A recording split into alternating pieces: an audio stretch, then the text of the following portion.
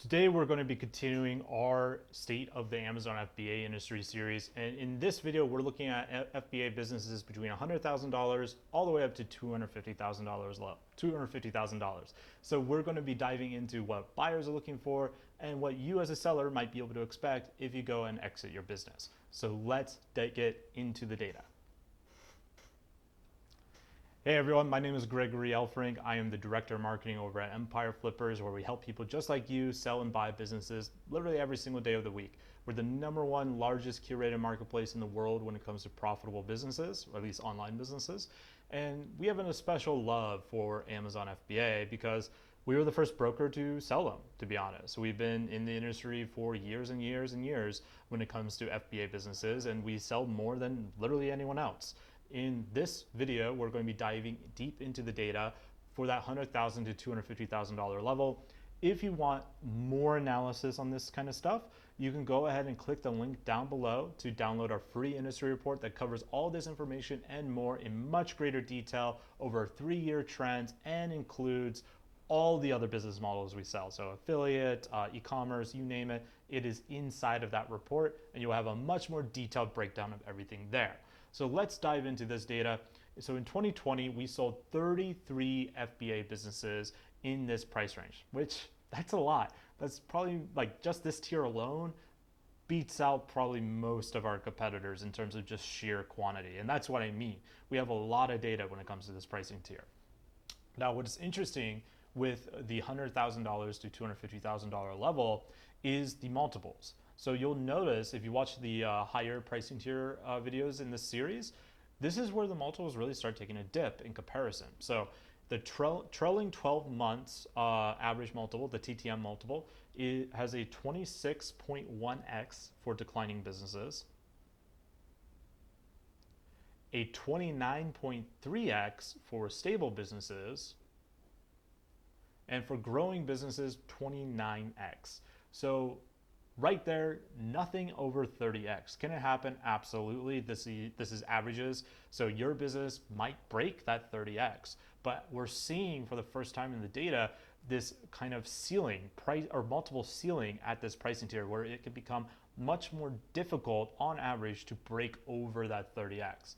And likewise, and it's not very obvious in this one, but there is a slight advantage again to FBA businesses that are stable versus growing. And there's all sorts of reasons why that might be, with buyers being a little bit more hesitant on buying a growing asset because growth doesn't necessarily mean safety.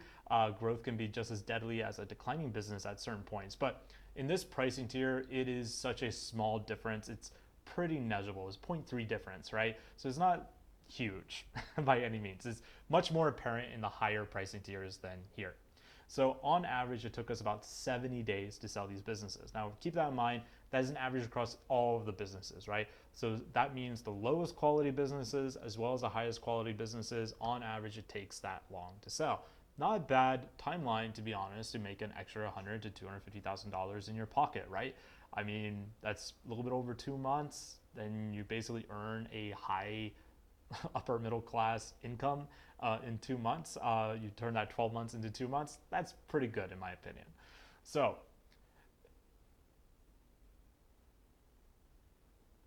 the next thing we want to look at in this pricing tier is the earnouts, right? Because that is something that's always on a seller's mind because sellers hate them, and it's always on a buyer's mind because buyers love them because buyers get to use them to minimize their capital risk. Sellers hate them, of course, because they want more money up front. They want the whole cash offer so they can just be done with the deal and go and, I don't know, buy something that's worth $250,000 maybe.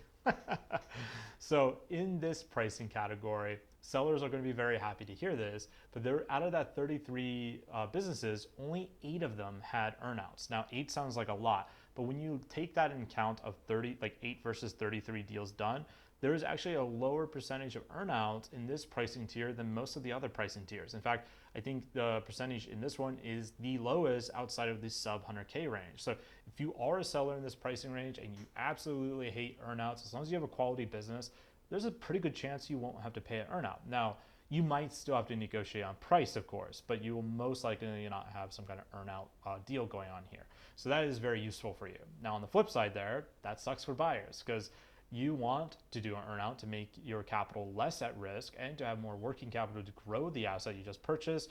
But if you do an earnout, there's a very good chance you're not going to get it. Some buyer is going to come in and outcompete you with an all cash offer. Now, you may stand a better chance of getting an earnout on, say, a declining business, because just in general, there's usually less buyers wanting to take on the additional risk of a declining business. And in that case, I also wouldn't do that unless you yourself have a lot of FBA experience, because you don't want to buy a declining business that you don't know how to fix, right? You want to buy a declining business that's very obvious errors that you know how to rectify. Otherwise, you might buy a business that just keeps declining, and even with the earnout, that is a bad deal, right? You don't want that. So just keep in mind, when you are looking to buy these businesses, there's a very solid chance you're not going to get your way when it comes to getting an earnout. Now, for sellers who do accept an earnout, what kind of upfront payment can you expect? So on average, when an earnout did happen in this pricing tier, it was paid with a 74.8% upfront amount. So basically 75% of whatever your sales price is what was paid to you upfront, with an additional 25% paid out over a certain period of time. Now in this pricing tier, usually an earnout could be between 3 months to maybe a year on the upper end. Typically it's not going to go beyond a year. So you'll be pretty much all your money back within a year. And if you do an earnout with, say, and you use a broker like us, for example, there's a very good chance nothing bad is going to happen in that earnout. Now, I'm not saying that they don't go bad, but it's super rare. At least from our experience, most buyers end up paying an earnout. And if you're using us, we don't get our full commission either unless you get fully paid. So it's in our best interest to never give you an earnout offer unless we think it's actually a good offer that we think the buyer is going to actually pay on. And since buyers are often our repeat customers, we tend to know which ones live up to that earnout, and thankfully most of them do. But we want to put you in that situation to accept an earnout if we didn't think it was a good deal. So with that said, this 75% or so, like just slightly underneath 75%, tracks with pretty much all the other pricing tiers. Like the $250,000 to $500,000 level also had just right around a 75% upfront payment. So this is pretty consistent, all things considered. There's nothing especially weird here.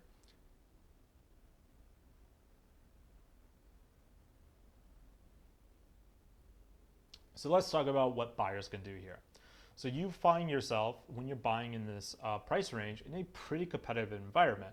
There's a lot of buyers here, and they're usually pretty savvy because they're not going to be your typical retail Main Street kind of buyer. Usually those guys will start in the sub 100K range because they're just getting their feet wet.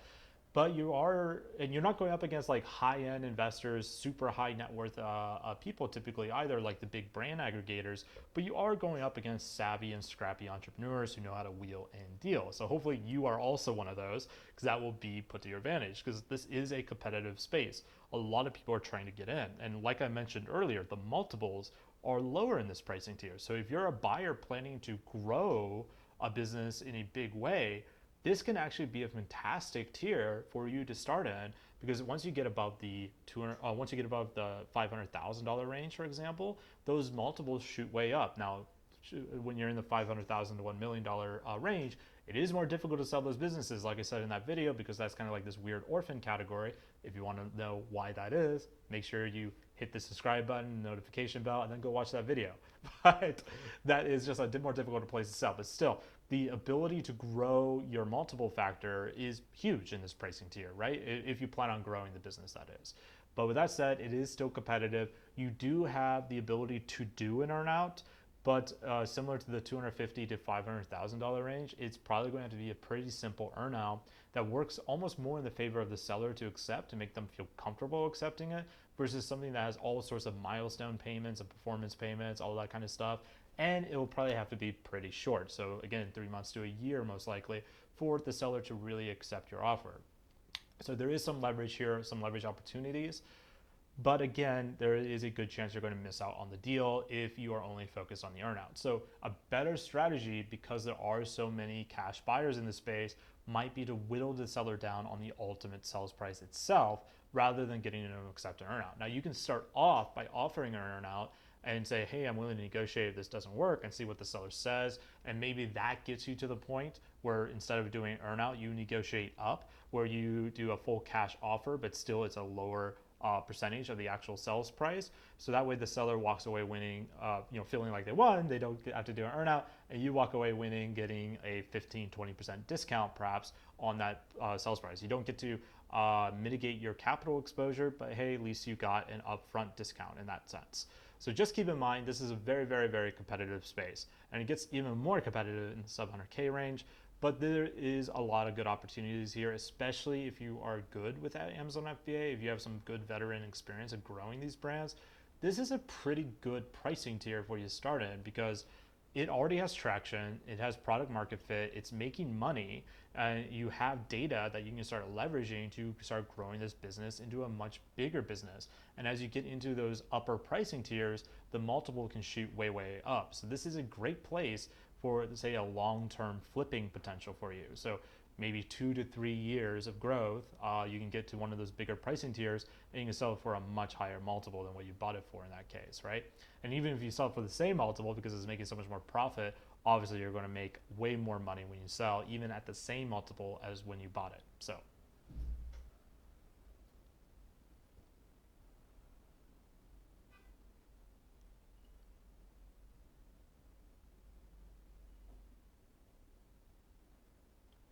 all right, let's talk a little bit about selling these businesses. So if you're an Amazon FBA entrepreneur and your business is between this $100,000, $250,000 range, well, you're in an interesting position basically. So $100,000 to $250,000, like, that's not retirement money, right? You can't exactly go and live on the beach forever for the next 50 years off of that income. Well, I guess it depends on how you live on the beach. If your idea of living on the beach is living inside of a tent, well, maybe you can make it work. Right? Probably not something you want to do. But at this price level, while it's not life-changing in the sense of you're going to the moon wealthy, this is what I like to call a life accelerator income. So this does do what I often say, which is when you sell a business, you open up the doors of possibilities. An extra $100,000, $250,000 in your pocket, if you understand what you want to do with that capital, can greatly accelerate you towards your life goals, whether that's investing in other businesses, building up new ones from scratch, or even just investing the money. Now, this type of capital, you should have a plan on, because again, you're not going to be retiring on this kind of money, but you should consider what you want to do with this and have a good plan to make that money grow faster. That should be the whole reason why you're selling the business in the first place. Like, is either to make your capital grow faster by getting that initial capital injection, or you just want to wash your hands of the business, right? You just, like, get me out of here. I hate this. I want to sell. So those are both valid reasons, right? So you're in a good position to actually sell these businesses because it is so competitive. There are so many buyers here. So you get to field a lot of deals, and you can force buyers to compete against each other back and forth. So you can maybe get that earnout away and just get an all upfront cash offer. And once you get the all upfront cash offer, you can then make that buyer compete against other cash buyers and see what happens. You can compete them off of each other. Now, again, you can only do that if you're using a broker basically, because most sellers, especially in this pricing tier, probably do not have a good audience to field a bunch of different savvy qualified buyers looking at their business, right? So you really want to use a broker if you want to make buyers compete for you. And buyers don't want you to use a broker because they want a good deal, and they want to make sure they buy a business where the seller ideally doesn't know what the business is worth, so they can get a big discount, right? So if you do want to make those buyers compete, make sure you use a broker at this level.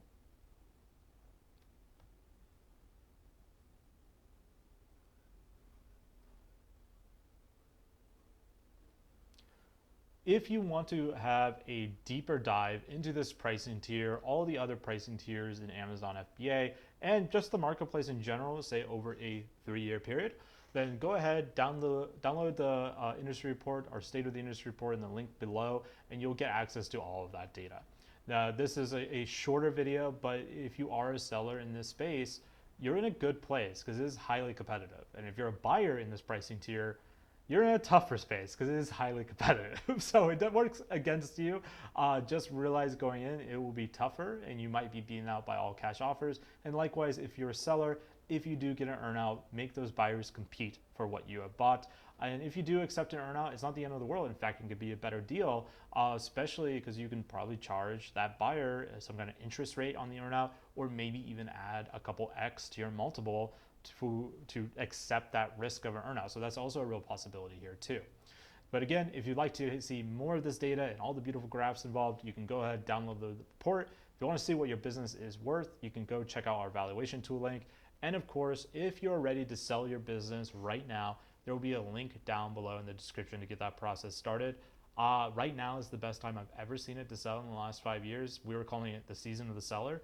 The last 5 years has really been more of the season of the buyer because multiples were low versus what they are now. So right now has never been a better time to sell. So if selling makes sense for your personal business goals, go ahead and click that link below. It's 100% free to list on our marketplace, and there is no commitment until you accept our valuation we give you and you actually go live on the marketplace. And even then, it's only 2 months, so it's not a big risk in any way in that sense.